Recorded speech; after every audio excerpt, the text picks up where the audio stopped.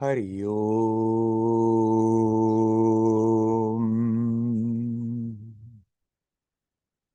Hari Om.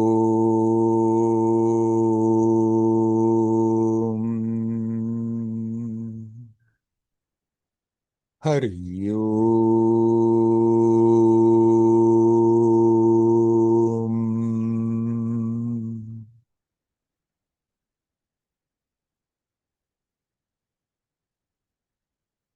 Hello, my friends. There are two words that in spiritual circles, in spiritual schools, in spiritual organizations are being repeated recently very much. Gratitude and love. But what does it really mean in our day-to-day life? Gratitude and love.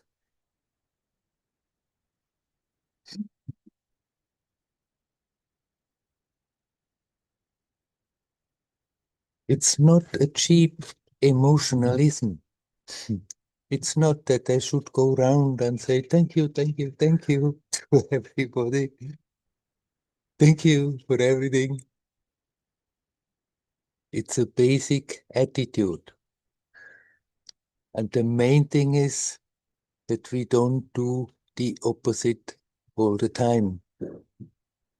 It's so easy in our stories to always see those things that don't work out and complain about them. It can be so overwhelming that people are like possessed. This is not good, and that is not good, and this is totally wrong. And there it is very, very helpful to learn to see how much is there that works just right, but we take it for granted. All of us who are listening here, we have to eat every day. All of us, we have somehow a place where we can sleep. We take it for granted, but right now, so many people, it's not more for granted for them at all. Just to remember, there is so much that turns out right,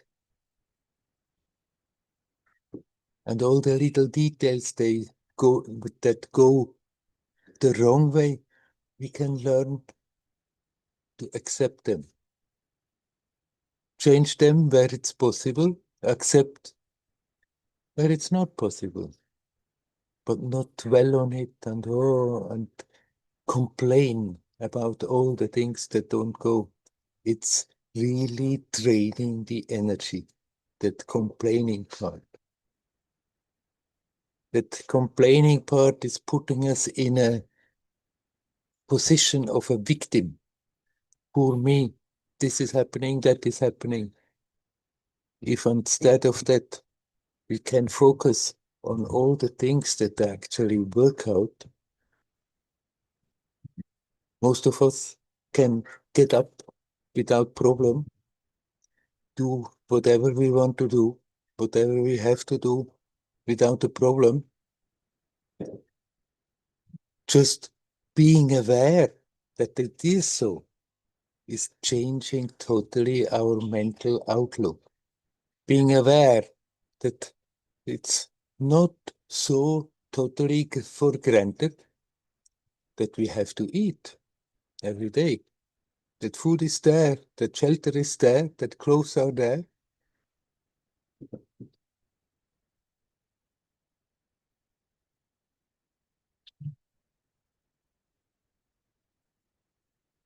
To develop a gratitude for that, not a cheap emotional gratitude, but awareness. But after all, in a way, we are carried, we are protected in so many ways.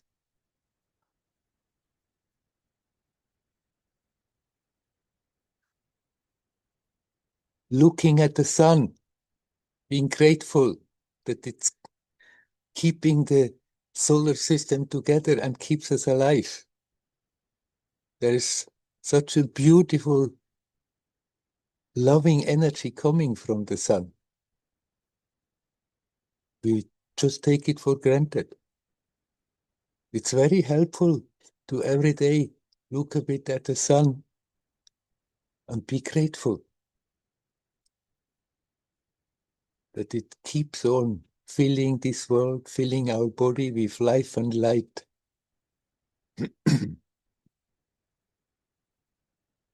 But we can completely overlook it. Think, oh, it's terrible how it's hot when I'm in the sun.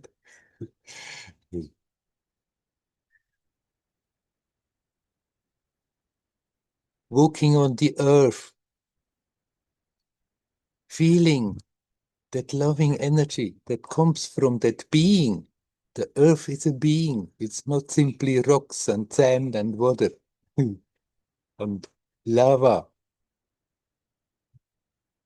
It is a beautiful, loving being that carries us day in and day out, opening the heart to those facts makes the experience expansive. Looking at the little things that don't work, the little things that somehow are not to my liking, are unpleasant, and dwelling on them and complaining about them, it's making our experience small. It's reducing that capacity of connecting, of being expansive.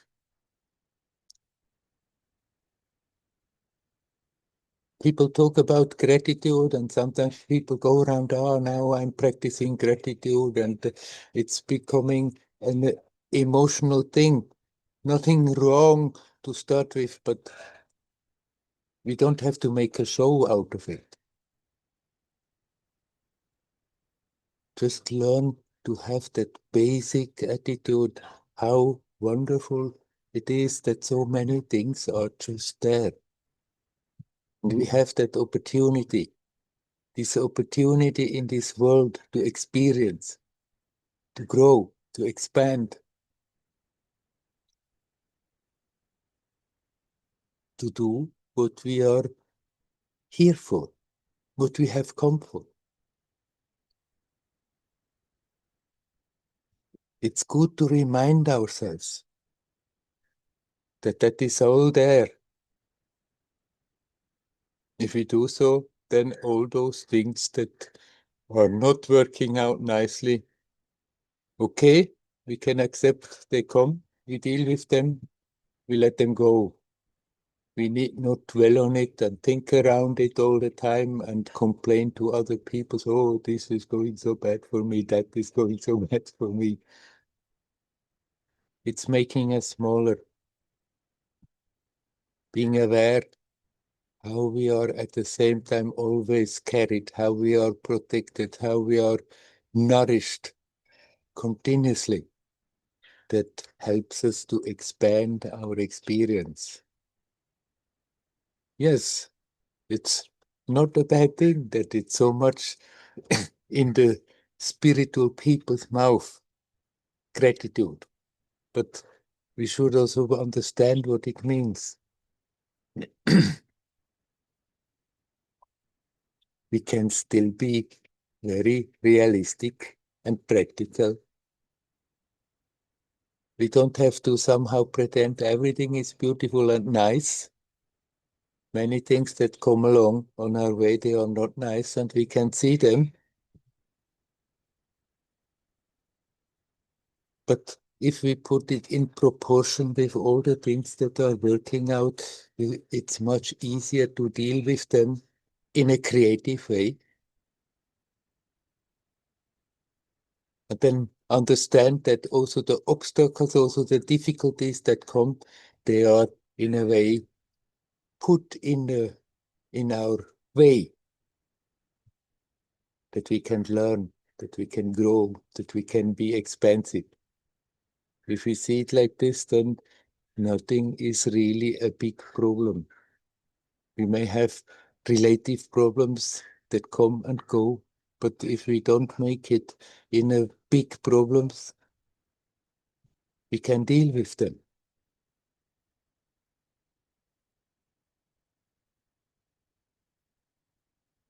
When I was in my cave, I didn't see the sun, but still every day I connected with the sun.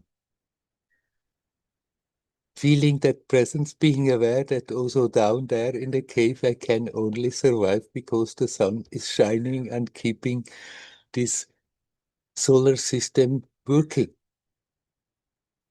It's not only light and heat and other radiations that come from the sun. There is such a loving, supporting energy that is there, and we can connect with that. Uh, It helps to grow out of our petty little problems that we are carrying in the mind.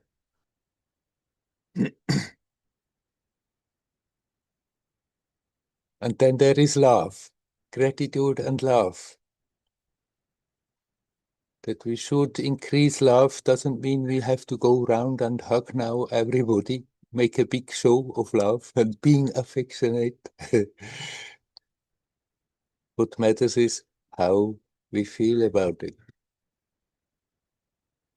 Of course, if you feel like, and it's appropriate, hugging people, and there is that affection flowing, perfect, nothing wrong with that. But we can also feel that without making a big show out of it.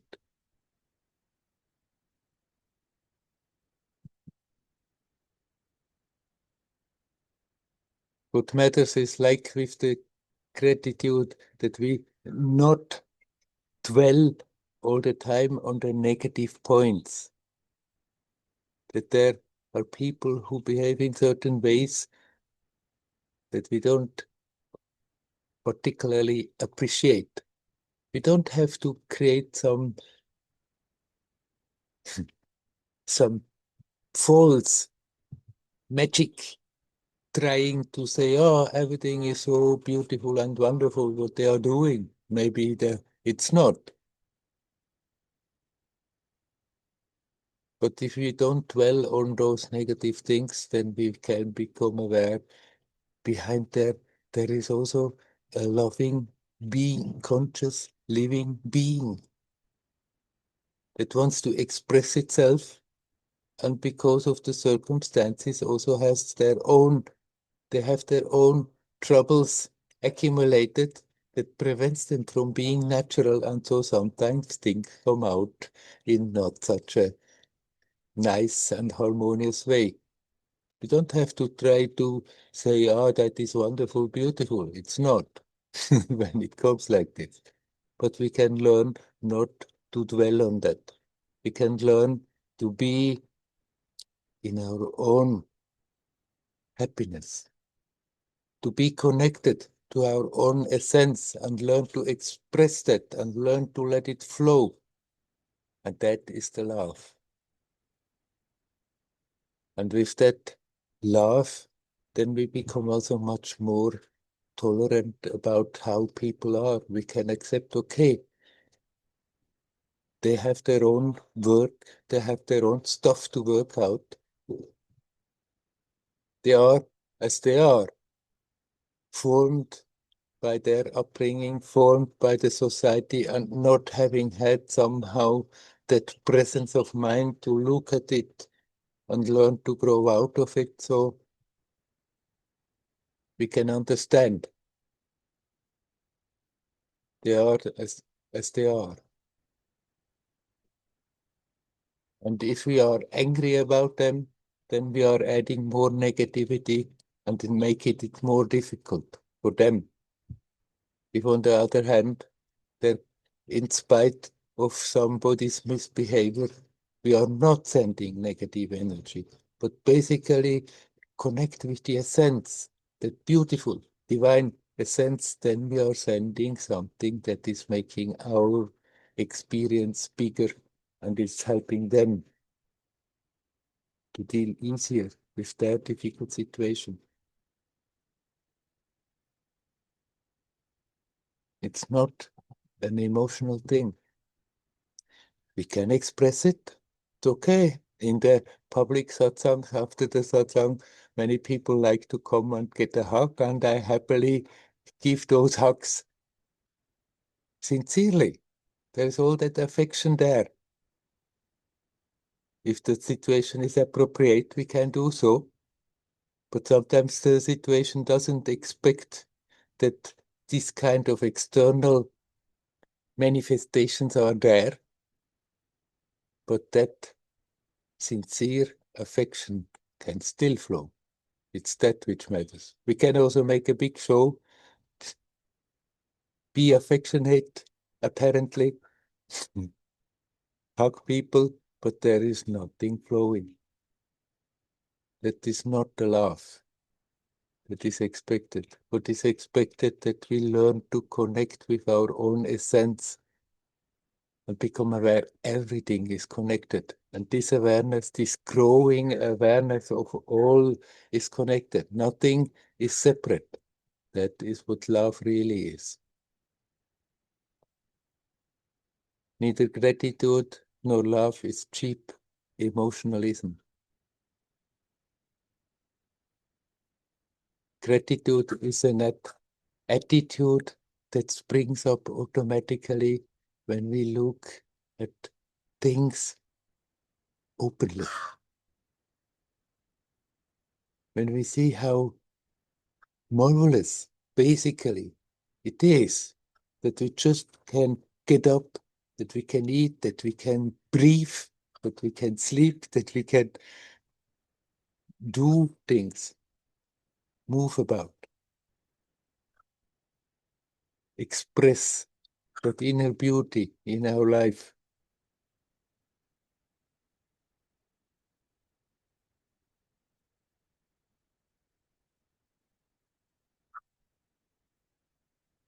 The more that the awareness is there, that sense of gratitude is there without being greatly emotional about it. Connecting with our own essence, we become aware more and more how everything is connected, and that love simply flows. It's natural, it's there. We don't have to somehow artificially create it. We simply have to learn to see what things we are doing, how we are hanging on to emotions, to thoughts that prevent this naturalness from happening. Removing those things, and then naturally what is meant with gratitude and love is simply there.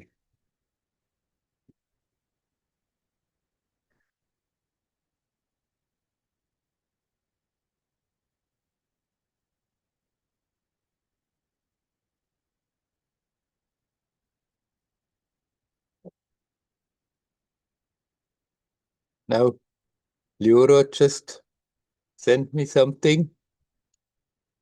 Somebody said, you will never be able to escape from your heart, so it is better to listen to what it has to say. And she would like that I say something about it. What is the heart? The heart, the spiritual heart that everybody also talks about, is not an organ that is pumping blood. It's not a subtle organ. It's our essence. It's what we are. And of course, we can never be away from what we are. And that is totally right. Whoever has said that. You can never escape from being connected with the heart, because without that, you are not there.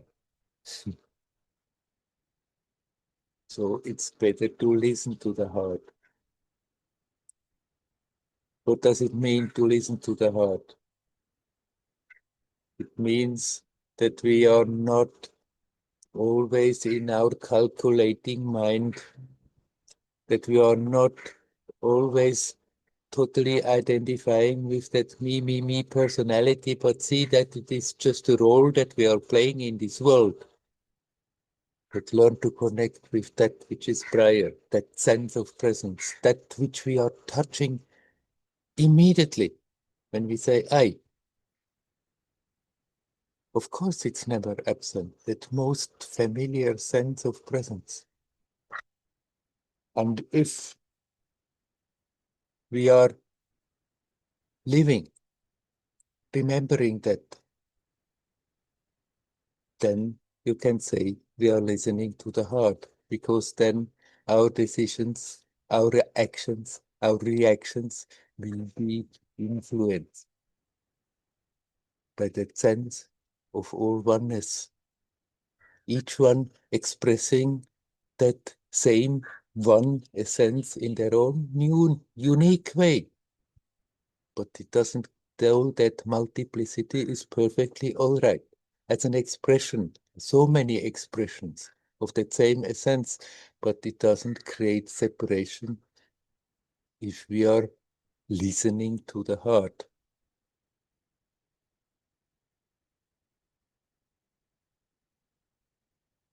Okay, Leora, Lila, if I don't know whether you are here. If you are here, if you want to add something, you're welcome to come in and say so.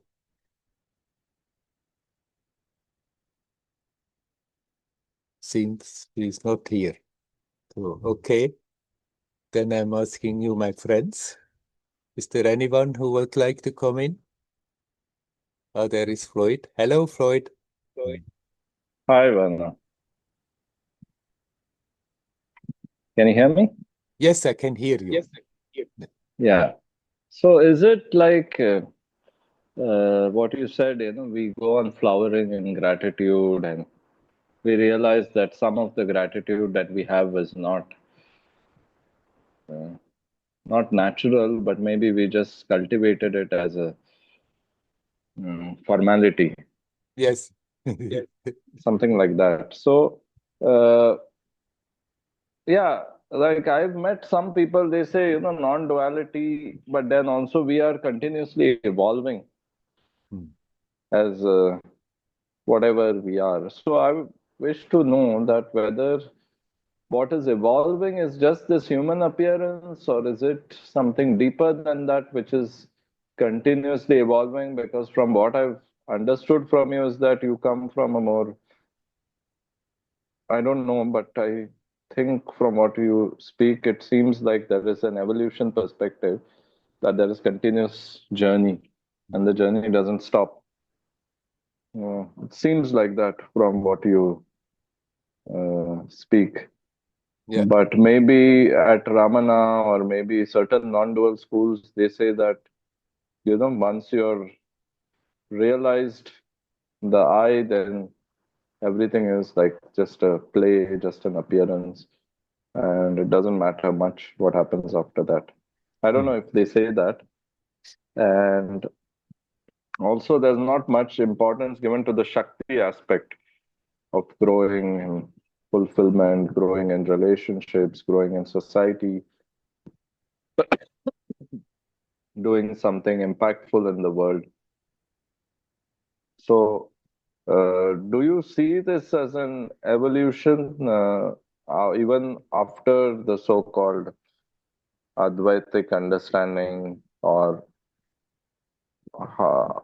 post-enlightenment, or even without enlightenment? Is there an evolution that keeps going on?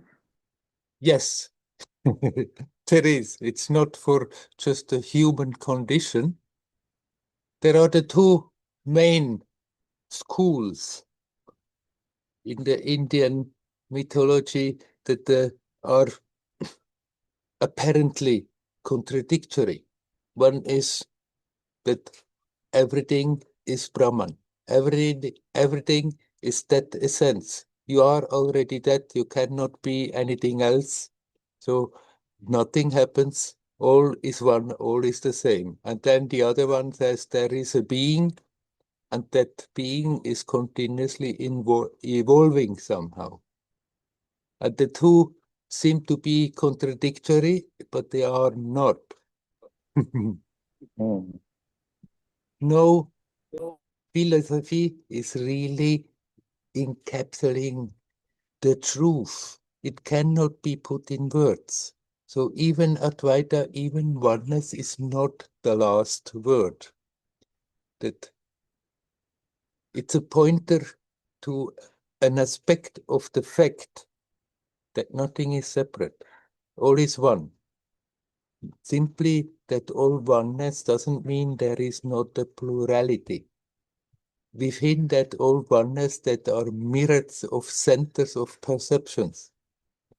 Each one is all one, not separate from that all oneness, and yet each one is having its own unique flavor. And that center of perception, that being that is in that beingness, is evolving in the sense not essentially. Essentially, we remain the same. You are that essence is the base, it's what is. And nothing can really describe that essence. It doesn't change. At the same time, the experience of that essential reality keeps on unfolding. And there is no end to it. As long as we are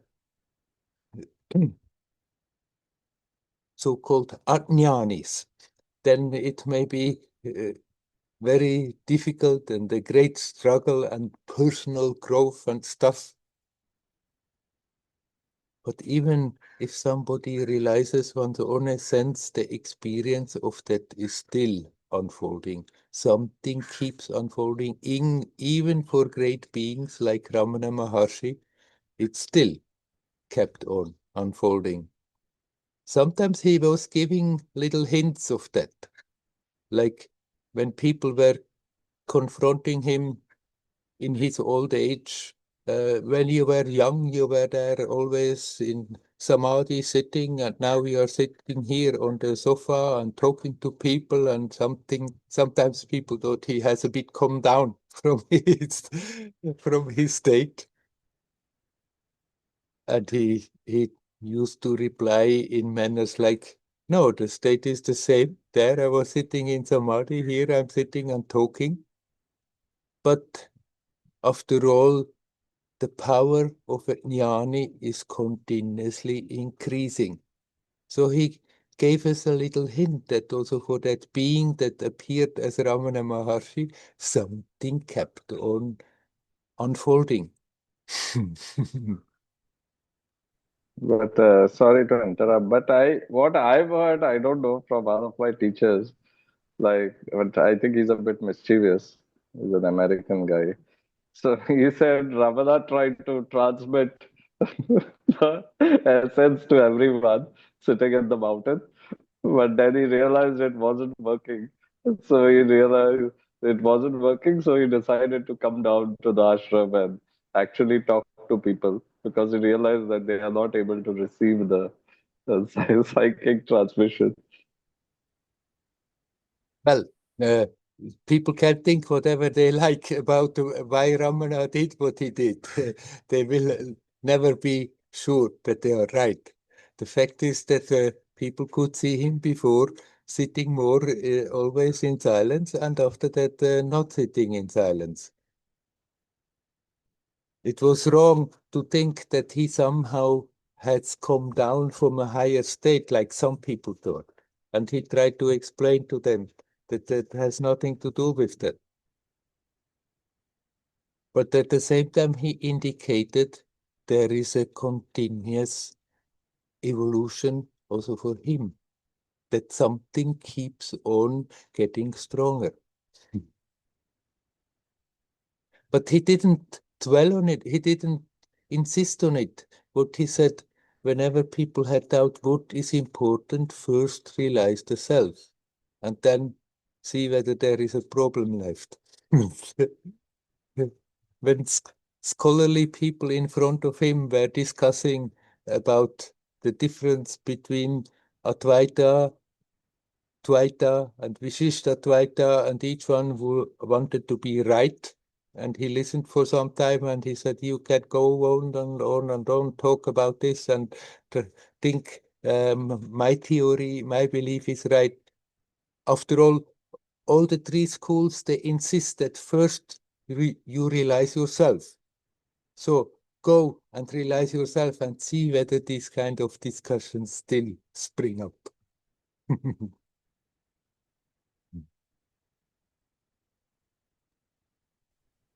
Yeah. So you spoke about love and gratitude. So, like, what I feel is that realizing the self is like, it appears like a very individual process. Yes. But developing love is something like a very, what do you say? It's not as easy. Like, it is quite a task to develop love and then to feel that, it has actually developed, and it seems to have very difficult. Love seems to have very difficult conditions, even though it is said to be unconditional. Yes. Like, if you say someone you love someone, it is like very, mm, like, it can be tested in many ways. Yes. Like, whether you really love, or you do this, you do that, you don't do this, you don't do that. So, and what I've understood from the Advaitic perspective is that if you're sort of in your essence, then you are in a state of love. And it doesn't matter what kind of love it is. Uh, so, like, is there a way in your journey that you found that you could define love, or define, especially love, like, what is love? You cannot fully define it. Uh, I think what I have said before in the beginning, that's the best way I can express what love really is. When you become aware of your essence, you become aware that nothing is separate, that all is basically a manifestation expression for that of that same essence. And the more your awareness of that is strengthening, the more you can call that love. Now So, you say, how is the now you say it's difficult. Love is difficult, so it's better to focus on realizing the self. And yes, sure, uh, we can approach that one essence in different ways. For some people, it's much more natural to just focus on consciousness and stay with that consciousness and go to the root of that consciousness and become aware of that essence that is even prior to consciousness. For other people, it's more attractive to open up the heart, to open up to love. You can focus on love as you can focus on consciousness. And you can also focus on energy as you can focus on love and on consciousness. These are the three aspects that bring you to the same. But you are right. If you focus on consciousness, and you really become aware of the essence, consciously aware, not simply feeling a vague touch, but the more you become consciously aware of that essence, the more the love naturally is simply there, because it's one of the three aspects that naturally are there: love, consciousness, and energy.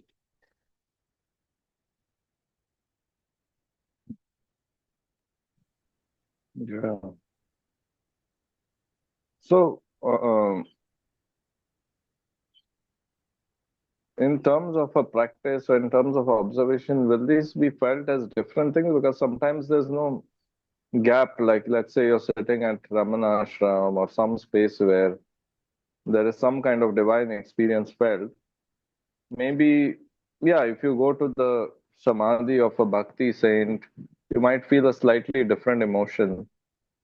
You may start crying or some more emotional flavor of that same bliss.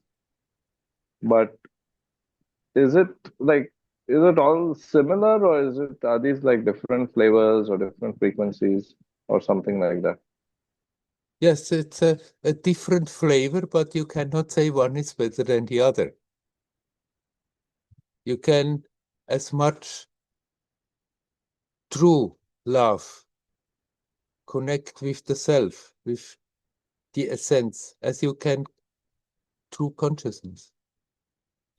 It's always a little bit the mixture, but you can give an emphasis. But the more you focus on something and really sincerely go deeper, the more the two other aspects automatically also come in.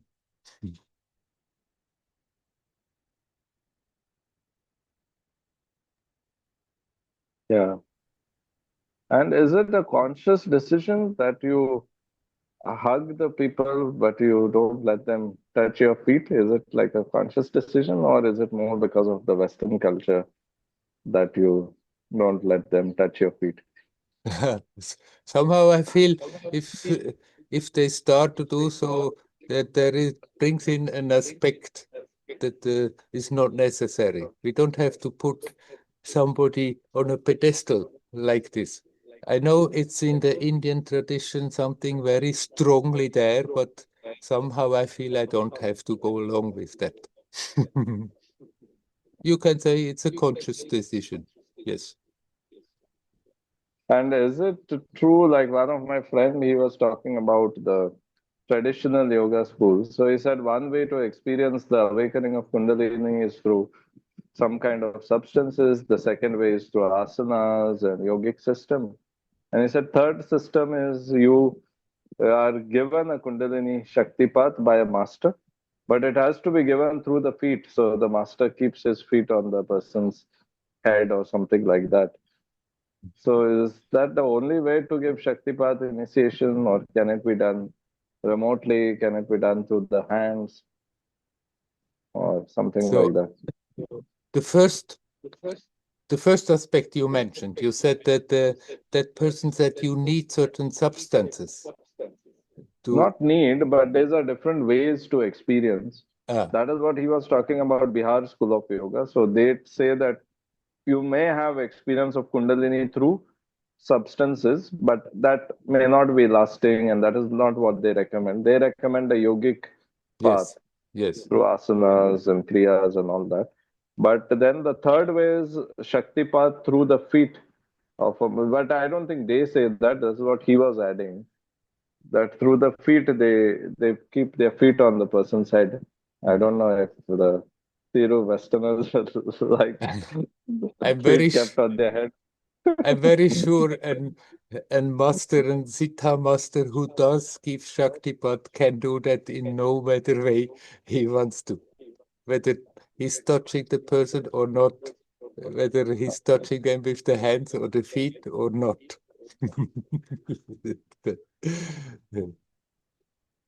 So it's not necessary through the feet. No.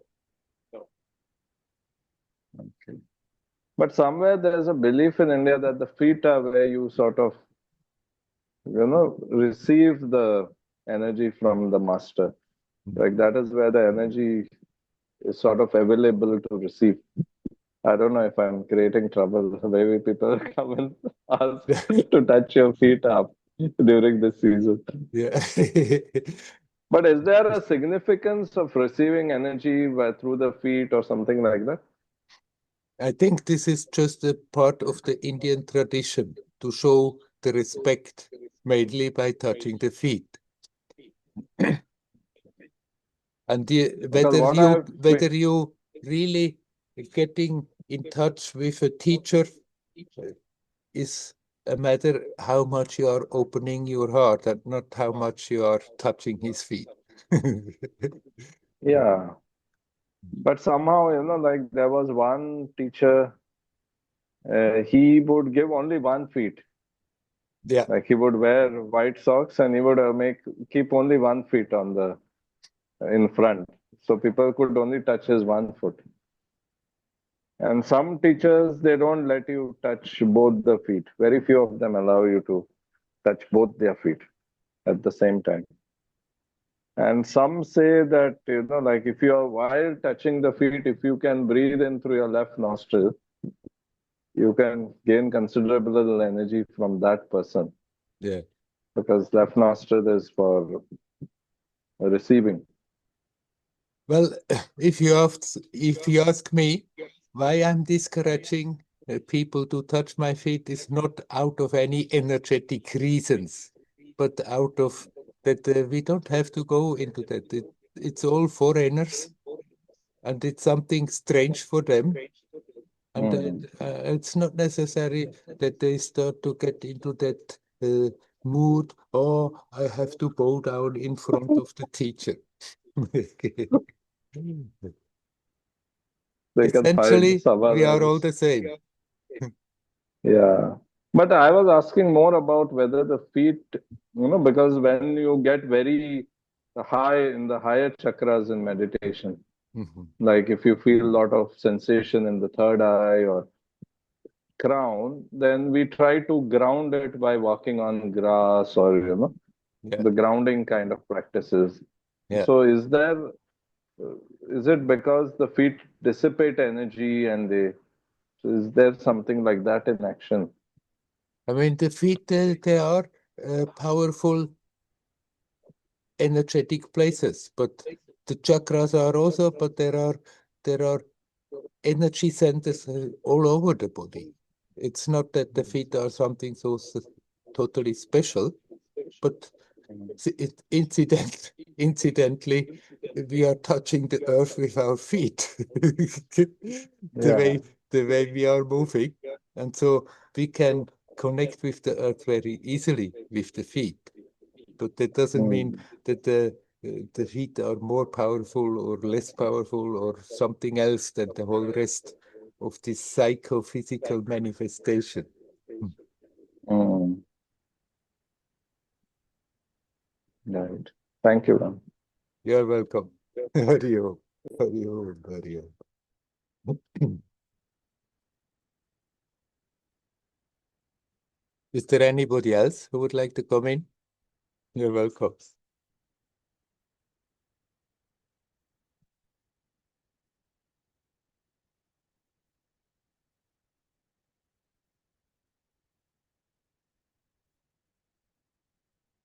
Okay, let's go just a little bit into the thing of doing pranams.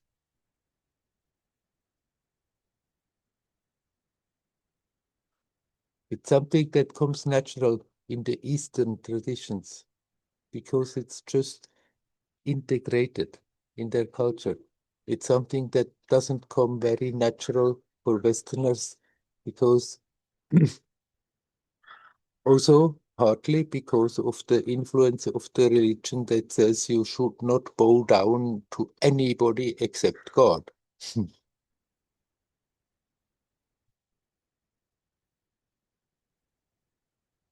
Basically, if one is doing pranams, it's bowing down, touching the feet or not touching the feet, the meaning is that one is bowing down to that divine essence. And the divine essence is in everybody. And for a student, in the teacher, it's revealed more clearly, strongly. So for in the Eastern tradition, it's natural. Okay, bow down. You don't bow down me, little silly person, in front of a big person, but I'm bowing down in front of that divinity that is manifested through the teacher. But then it has quickly in the people's mind also always that unnecessary hierarchical thinking. I have to bow down to this and this, but those they have to bow down to me. and, and I just don't want to go in any of that. But I know from my own experience, I myself have been bowing down a lot. I'm still bowing down in my little ram room. When I sit in Ramanashram before I get up, I'm bowing down. I'm bowing down, expressing that gratitude to that divinity that is manifested.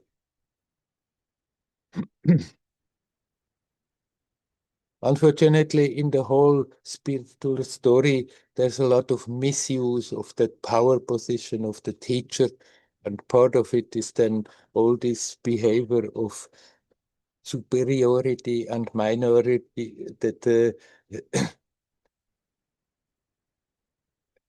trying in a way give the student the idea that he's not worth anything, but the student is that same divinity, even if it's not clear.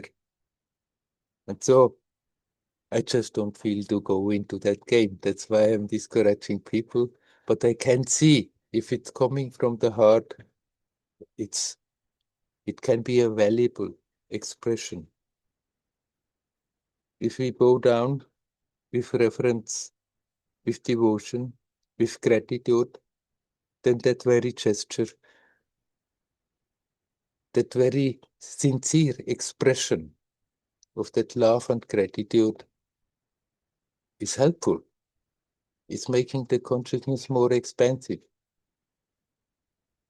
If it is done like that, then it's a helpful thing. If it's done like, oh, poor little me, I have to bow down in order to get some special grace, or that, like, again, trying to do a business, if I'm behaving humbly enough, then I'm getting more out of it, then there is already something totally wrong with it. I'm not saying it's basically wrong or it's right. Those who want to bow and being bold to let them do so. I just discouraging people from doing that because it's also not necessary. What matters is that we are connecting with each other, that we are opening the heart.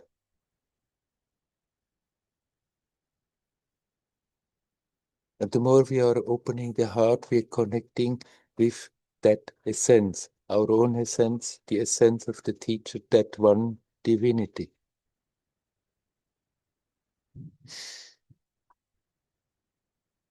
All right. I'm asking you again, my friends. Is there anyone who would like to say something? Please come in.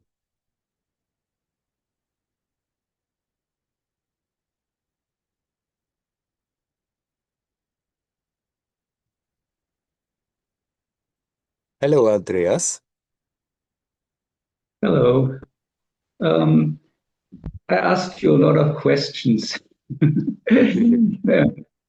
Uh, Today I want to ask, is there something where you say, where you can point to that, oh, I wish you would understand this, where you see that I'm not understanding something right or having a hang up? You're asking whether I think you personally don't understand something. Yes, or a hint where I'm doing the same thing all the time and I don't get the message. Aha, I see. No, it's not so much that you don't get the message, but you have certain hang-ups that don't want to let go so easily. So naturally, similar questions come out of it. And gradually, by talking about it, and after that you reflecting about it, and after that you contemplating about it, and slowly, those hang-ups, they are getting less. It's not so much a matter of not understanding or understanding. Do you think it's good if you name the hang ups? There you go. And then you think if I give you some names that's happening, like then you can understand it better and somehow you are on top of the situation. No, you know your hang-ups very well. I don't have to give names to them. Those things you are coming back with again and again. these are the hang-ups that I'm talking about. Everybody has hang-ups, and you are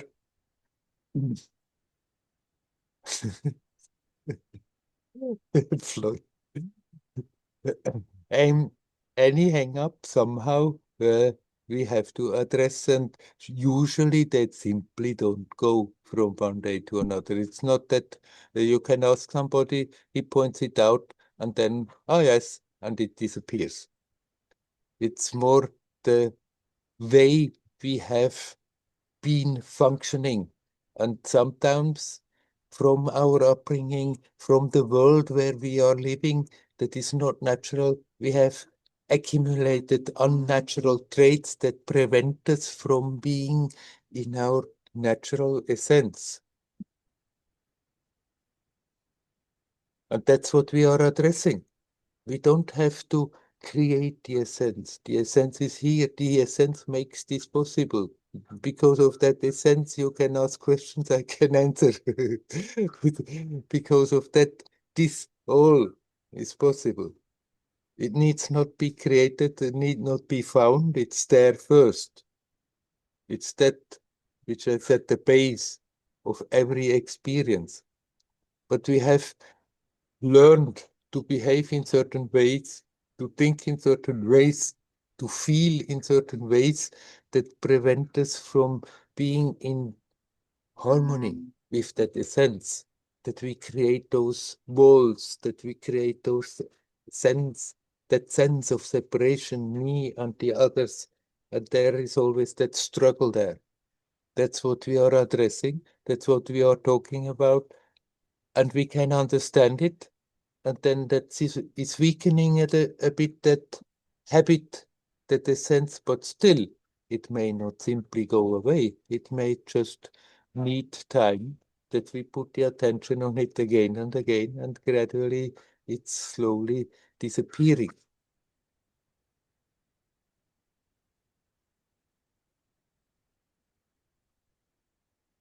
So far, I've learned that a lot of times I make things too complicated and I'm too analytical to like try to figure out how to do it, and, and there's basically no way how to do it. It would be just much better to relax and let it happen.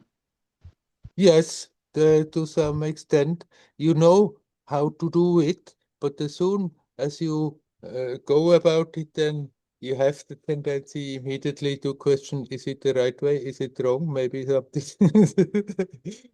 something I'm doing wrong, something I should do better. And that is something that you could, when you become aware that this is happening, say, hey, come on, shut up, Andreas.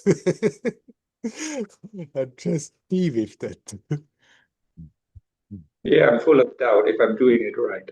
Yes, right. And that in itself.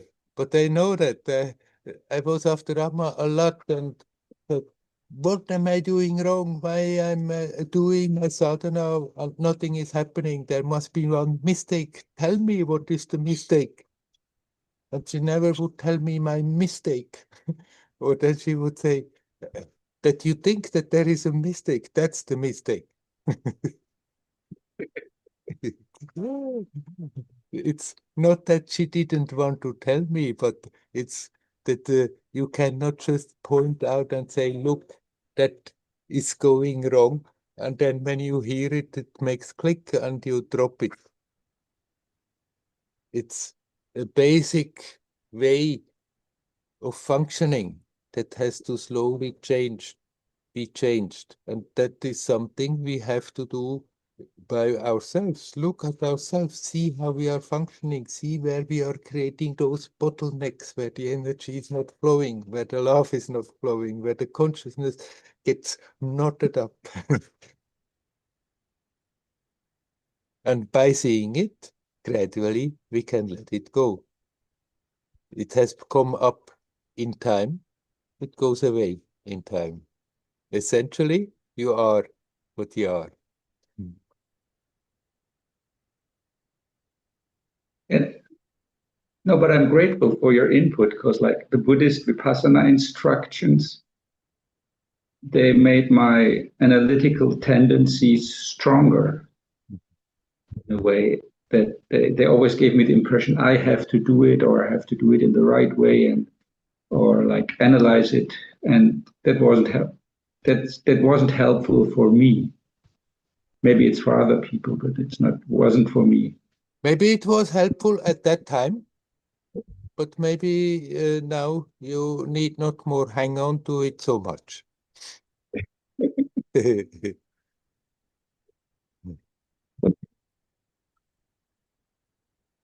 In some people, uh, things are just going through the brain. It doesn't work in any other way. And always has to have the feeling, okay, I understand. I'm sort of by understanding on top of the situation. And if that is not there, there is not that sense of security to continue. But right, it's it has its limitations, and eventually we don't have to rely so much on understanding, but simply on the direct experience of being. And when it's coming, then not immediately question it, is this the right way? Maybe it's a wrong experience. Maybe it's just another illusion. Just be with it. And be alert. Not go to sleep in a nice experience. Be alert and open. And there, automatically, it will develop in its own beauty, in its own true directions. If that alertness, if that sincerity is there, it's not going wrong.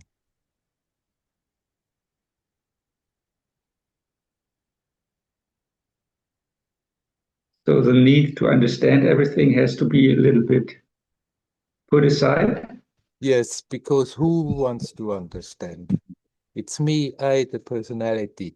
Me, I want to understand what is right, what is wrong. And basically, it's not wrong that understanding. We can understand a lot of useful things. We can understand that much of our emotional functionings, they are creating unnecessarily difficulties.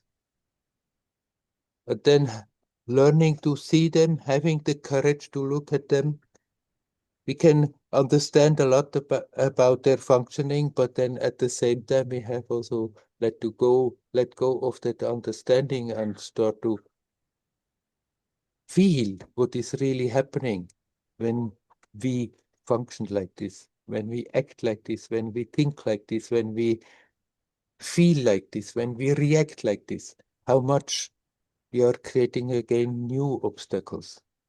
And this is not so much a question of understanding, but of being directly aware what is happening.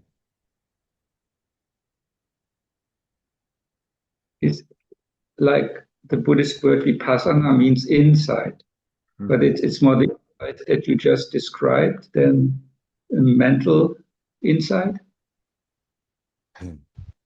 It's inside, not mental insight. It's inside. Mental is just a level, and we cannot simply have that mental insight and then get stuck there. We can, but that's not what we want. That mental insight is a good opening, but then the insight goes further than the mental activity and the understanding. That the being aware directly of the mechanisms of what is creating heaviness, what is removing that unnecessary heaviness is prior to understanding. It's an immediate, direct experience, and that is insight. Insight means insight, not simply mentally, but insight in the whole situation that gives us the chance to let go of whatever is preventing us from being our natural self.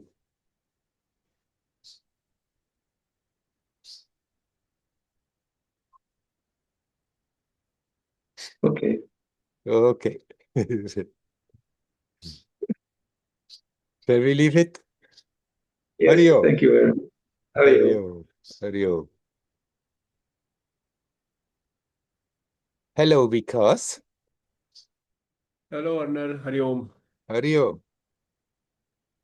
Uh, I want to ask you, you said that Ramana was himself evolving and his powers were growing. So, does it mean that he is still evolving? Because when a guru or a being loses his body, then he becomes more powerful, and uh, uh, that particular entity is still there and guiding people. So, does that mean if we try to concentrate or meditate on him, he'll guide us? That is one question. And second question is regarding it is said that when we practice, like sometimes when I'm chanting and I'm going, like driving somewhere, then suddenly I feel it is very beautiful. The world is very beautiful, the roads and everything is very beautiful. But sometimes we or I forget that thing. Uh, s- Sometimes I'm living in a very beautiful house, and there is a nice river flowing, backwaters. Sometimes I wonder that why I'm not able to experience this beauty. Hmm. Sometimes I chant and then I feel that yes, it is so beautiful. So how to be in that state always, that we are always content and see the beauty in nature. Yes. So these are my two questions. Okay. First question. Yes, being like Ramana, you can open your heart towards that being Ramana that has appeared as Ramana. Now he's not Ramana Maharshi. Now that was the form that we called Ramana Maharshi. But so we can still call him Ramana Maharshi to know what we are talking about. But you can open your heart to that being even if they are not embodied. And you can get the guidance and the support and the help that you need. But it has to be very sincere from the student side. If there is a teacher who is embodied, then he can tell, hey, there you are fooling yourself. And the one who is not embodied, we have to be even more honest because there is not somebody standing there, hey, you are fooling yourself. But Right. of course, you can, with a being that has left this level, who is not embodied, you can connect and you get, if that devotion, if that opening your heart, if that connection that you are forging with that being is sincere, then you get all what you need. Yes, it's possible. Now, your second question, why can you not stay all the time in that state? That's, yes, that's the problem of everybody. When suddenly in your practice, certain things fall off and you feel like uh, something you are unnecessarily carrying along is falling off, then why the heck am I putting it up again? It's simply out of old habit. It's simply because the habit has its own power, its own momentum. And even if you get a breach in it, in your concentration, in your practice, whatever you do, suddenly something falls off, and then uh, we get a bit less concentrated, and then the old habit has the tendency to come back again. But then you see it, and you are not too happy about it, and that is already the good uh, stage that it eventually can go, because then gradually we can detach from things. You don't have to scold yourself when this happens, that oh, what did I do wrong?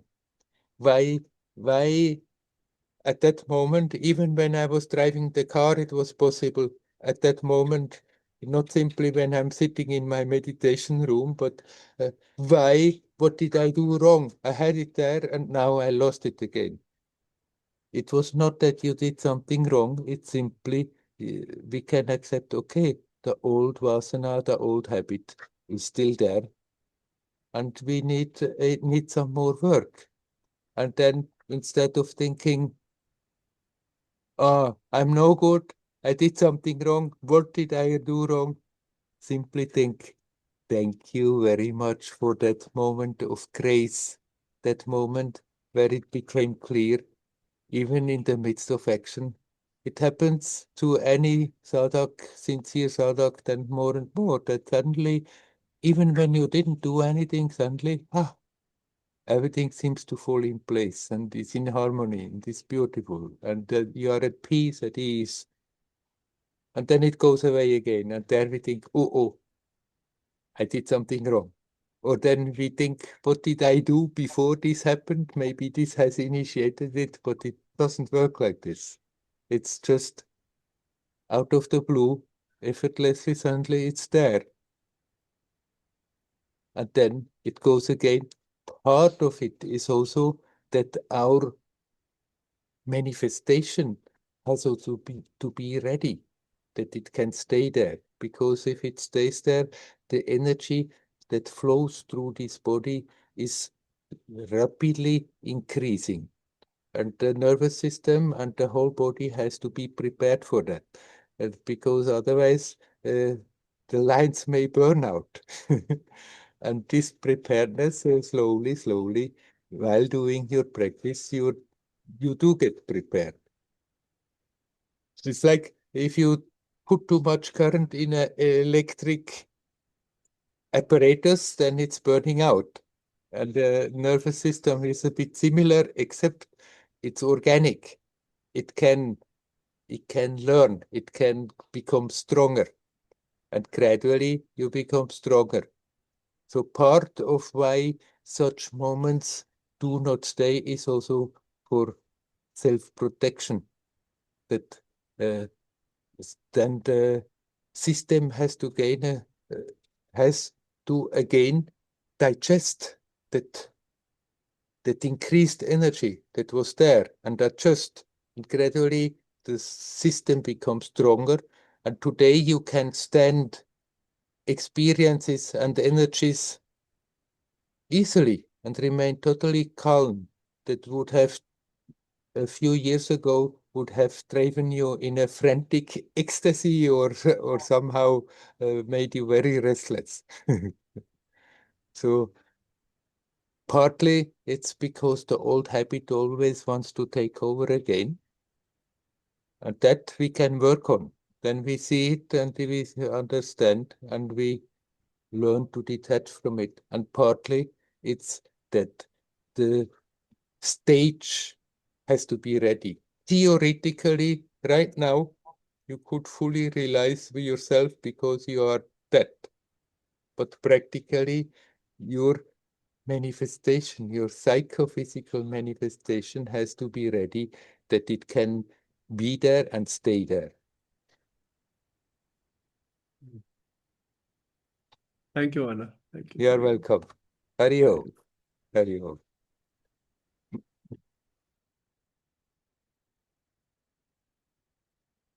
Hello, Leela. Now you are here? Hi. Yeah. Yeah, I didn't realize because we moved the clock backwards in Israel. Oh, So yes, right. I came in. Yeah. So I have a question about my sister, or me and my sister. She's getting more and more confused and probably on like Alzheimer's process, Yes, and also all kind of physical symptoms, yes, and crazy. I'm sorry. Yeah, and also more and more aggressive. I mean, she's always been so, and then never know. I could never tell when it's coming. These. Yeah. poisoned words. And last Friday we spoke, and then she attacked me, like in one sentence, but it's like, for me, it's like it feels physical, like physical attack. Yeah. And on Saturday, I went to the forest here to have coffee, and I actually fainted there. I had like I was going like I don't know how you call it. Anyway, I fainted. Yes. So it was like, of course, it was a big shock. They took care of me. I even took me to the hospital, and that everything was fine on the physical level. And even the doctor asked me if something had happened the day before, Yeah. like something that could shake my being. So yes, and he even wrote it on the letter that they give when they release it from the hospital. It was like an emotional background. So my question now is about, actually, I feel I have to depart. I mean, I can't afford being attacked like that. I'm not the aggressive type, but even so, I just can't afford it. Not only that I'm Sorry, not I the didn't aggressive, understand the last sentence. I can't afford this. You I can't can't. afford it. Yeah, yeah. And not only that I'm not the aggressive type, I'm also very extremely sensitive, and specifically last 2 years having been very supporting for the nervous system and the physical, psychological disposition, and etc. And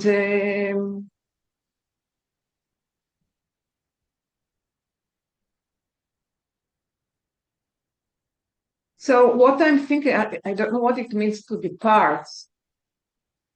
Do you actually depart from people when they die? I don't know. But what I've been thinking is that since I'm not able to be talking with her like that, then maybe just to tell her, if you have anything to tell me or to ask, or if you wish to share, just do it by writing.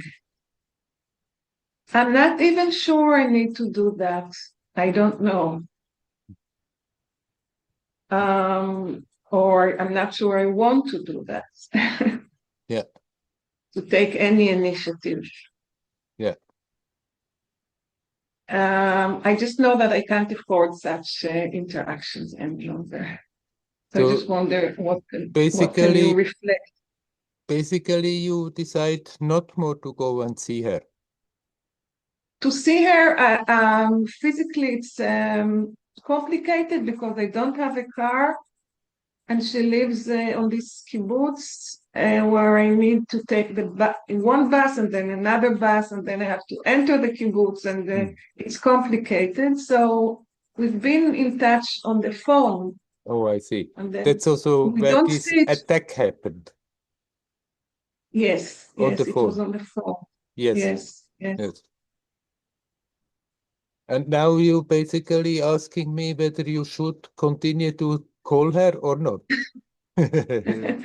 Well, I don't ask it like that, but I just, maybe I would like your reflection about this, what I'm telling you, because of course, it's not easy for me to decide to not be in touch with her. It's okay. it's You like know, grief. It's like, you know that she has been having that tendency to be aggressive her whole life long. Yes, but and I also want to mention that she has been having problems, emotional and physical, for many years. Yeah. And I think maybe for the last 3 years, even more, I've been telling her that she needs to go for a diagnosis. emotional diagnosis, like a geriatric diagnosis, because it seems like she's really depressed and confused, and she's saying that also, but she wouldn't go for help. Yeah. She wouldn't go for help. And do you think she's slowly getting Alzheimer? I don't dare saying I think, and I'm not the only one who says it. All her friends have deserted her. Her son is trapped, but he thinks and he feels the same way that I do. Also, his wife, but he's her son, and one son is far away in Czechia, Slovakia. So it's not that I invent a story. I don't know if it's Alzheimer or whatever, but she's she's deteriorating, both physical and emotionally. So if you would decide then now not to call her, it would be with you all the time nagging there that you should. So I I'm think not sure, but it would be nagging somehow. Yeah. I don't think this is a solution. But Yeah. you can, when you call, be prepared. Okay, now I'm staying centered in myself without expectation how she behaves. Aware that she may again attack me.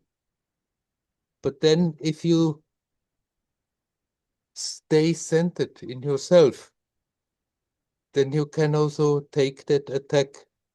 Not that you should be more aggressive and give back more in order to stop her, but then you I just can't. that you just sort of let the storm pass by and not get affected by it, not take it serious. Then you think she's not more seeing so clearly, and then she may have uh, funny reactions out of proportions. If you are aware of that, if you already sort of prepare yourself, that is the case, then when it comes, then you just center, remain yourself, and then it's sort of passing through you. But then if I'm shocked and think this is not right, and she should not in any way talk like this, then of course there I'm getting vulnerable that it's boom, really hurting. But if you are already calling with the idea that this could happen, and if it happens, you just relax, center, breathe, relax. You're here, and then you don't take it serious. You don't think it's true for. You don't think she should not say so, but you rather accept. Okay, there is something going on that is disharmonious. I need not feel personally attacked by it. Yeah. I actually thought maybe you would say something like that. It feels very impossible for me, I must admit. I also wonder, of course, I will not go now into all the history of my family, which is not um, which is not fun. So what I can say is that probably I will not call her. If she calls me, then I'll deal with it the way As good as you can. as good as I can. Sometimes it may work. Sometimes it may not work. But then after that, even if you get blown away in the moment, and after that, when the phone call is finished, then there you can come back and center and relax. I think, okay, never mind. I need not take it serious if it comes I like just this wonder. destructive. I just wonder because I had such a strong reaction, and I'm sure it's connected with all the emotional, mental situation I'm now, I don't know, yeah, I said it before. So, but I thought you would say it. I think I do it a lot in my life now to be centered. And actually, I spend a lot of time on my own, and I'm like really meditating a lot in my way here at home, quiet and not doing stuff like that all the time. And yeah, Yeah. but very, very sensitive. So strong and not strong. So I'll see what happens. I'll see what happens, and I'll see if I feel I'm not able to maybe to talk, then I'll just like write back. If you have anything concrete to tell me, please write me because I'm not prepared for just like a conversation which also goes nowhere. Yes. She repeats the same stories, repeats. So I'm not sure I can, yeah, handle this, but then Yes, sure. listening to you made me. You have the right to stop the conversation and write. Sure, if you feel it's too Yeah, much at that moment. yeah, yeah, We have to learn with the increasing sensitivity to become stronger also. Otherwise, it's becoming a problem. And if you practice, if you meditate, then you do become more sensitive. But along with the increasing sensitivity, we should very much cultivate that capacity of remaining centered and learning to relax. Now, in that moment when that attack was there, that blew you away. But after that, still, you kept it. You were struggling with it. And if that is happening, then you can learn that afterwards, there, you deal with it more by observing when the thoughts and the emotions come that are the echoes, the reaction of such an attack. Observe what they are doing then at that time when it's already gone, still doing to you, and learn to let that go. And the more you yeah, are capable of centering and relaxing, of letting go, the stronger you become. And then your increasing sensitivity will not make you weak, but you become strong in it. yeah. I just will add one more thing. You know, now in Israel, how it is. I mean, I've said it so many times, and all around it's so crazy Yes, and it so is. much aggression, and like it's almost like, you know, it's like a movie. It's like, and we all, like so many people in Israel, either people go crazy or go Yes. like not crazy, but they need help, and all kind of symptoms, and we all put many efforts to relax, and then it's enough. It's enough. I don't need other people, even his sister, to challenge my patience and my well-being. That's how I really feel about it. We are all,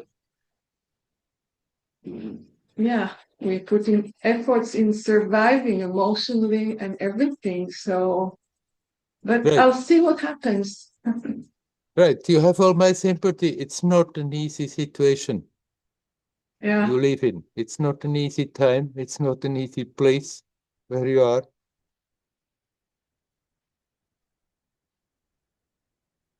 Nevertheless, that is the yeah, direction. yeah. I know. If I didn't know, I wouldn't have survived, Werner, Yes, emotionally. I yes, wouldn't have. I yeah, would really collapse. yeah. I know myself. Yeah. Thank you. You're welcome. Hurry Om. Yeah. Hurry Om. I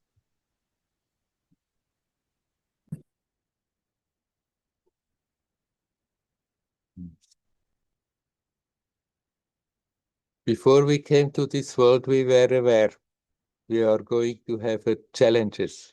still we came. It's momentary. It's temporary. There is that aspect of us that is not incarnated, that is prior to time and space, and totally unaffected by it.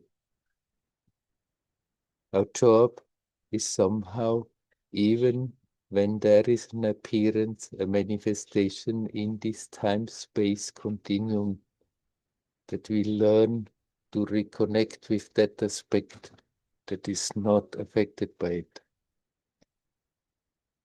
We came here to learn that, to get better at it. And of course, right now, this is the situations where we are being challenged tremendously. In some places more, in some places less, but around the world there is like a dark cloud pressing down and making things difficult and making it more difficult for people to deal with it constructively. But it's also a great opportunity. In such a situation, in such a tension, we can grow rapidly within short time. And even if we not master every situation, just the very attempt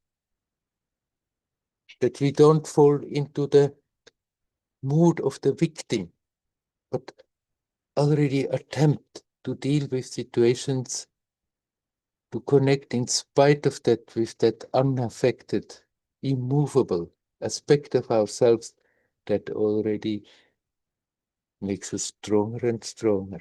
Instead, what do we have come for in this crazy world, in this crazy story?